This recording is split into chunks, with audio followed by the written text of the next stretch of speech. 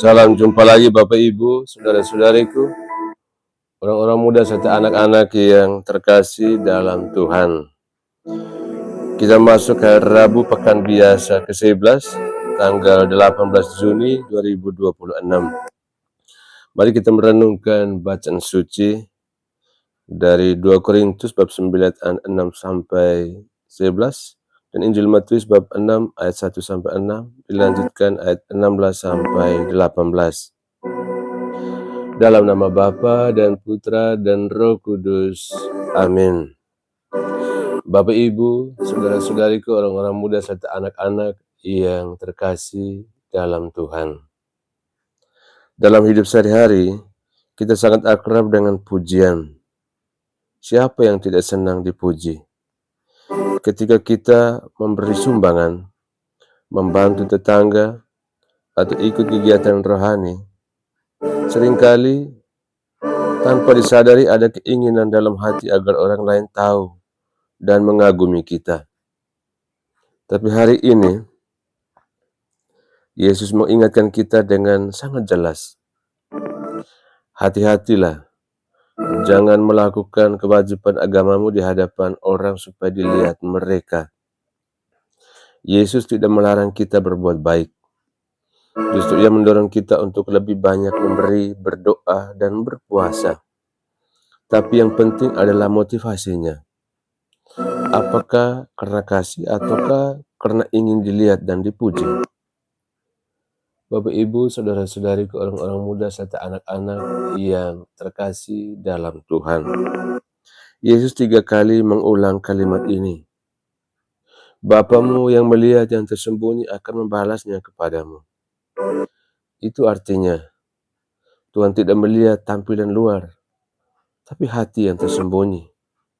Saat kita memberi tanpa kamera, berdoa tanpa sorotan, dan berpuasa tanpa keluhan, itulah saat Tuhan tersenyum kepada kita. Kebaikan yang paling murni adalah yang tidak butuh panggung, hanya ingin menyenangkan hati Tuhan. Saudara-saudariku yang dikasihi Tuhan,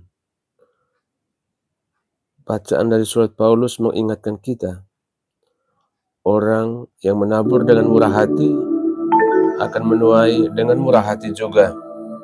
Memberi bukan soal besar atau kecilnya jumlah, tapi seberapa tulus dan sukacita hati kita. Tuhan tidak menilai tangan kita, tapi isi hati kita yang ada di balik pemberian itu.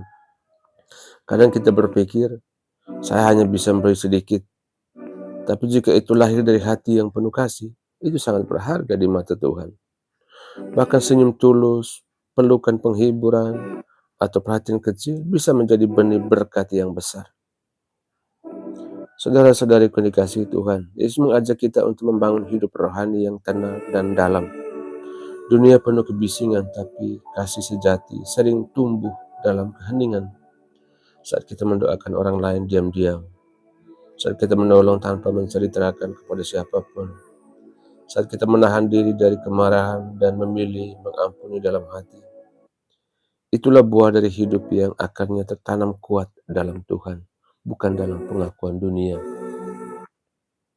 Saudara-saudariku yang dikasihi Tuhan, hari ini kita diajak untuk kembali pada kesederhanaan yang penuh makna. Tuhan tidak menuntut aksi besar, tapi mengundang kita untuk menghidupi kasih yang murni, tulus, dan tersembunyi. Karena pada akhirnya yang tersembunyi di hadapan manusia justru nyata dan berharga di mata Tuhan. Marilah kita belajar berbuat baik tanpa panggung, tanpa pamrih, dan tanpa perlu pengakuan. Sebab Tuhan yang melihat dalam diam akan memberikan sukacita yang tak bisa dibeli dunia. Amin. Tuhan bersamamu. Semoga kita sekalian, semua mereka yang kita kenangkan dalam doa-doa kita, dan usaha-usaha kita senantiasa dilindungi, dibimbing, dan diberkati oleh Allah yang Maha Kuasa, Bapa dan Putra dan Roh Kudus. Amin.